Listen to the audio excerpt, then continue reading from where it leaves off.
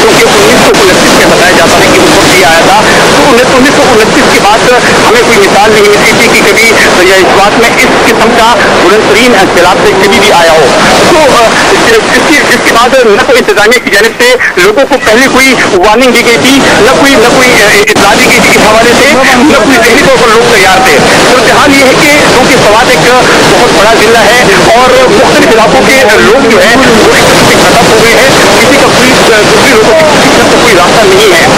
जिस तरह मैंने पहले भी बात की कि वो लोग जिनको महफूज मकाम तक मुंतकिल किया जा रहा है, हेली सर्विस इस्तेमाल की जा रही है, लेकिन जाहिर बात है कि हेली सर्विस के जरिए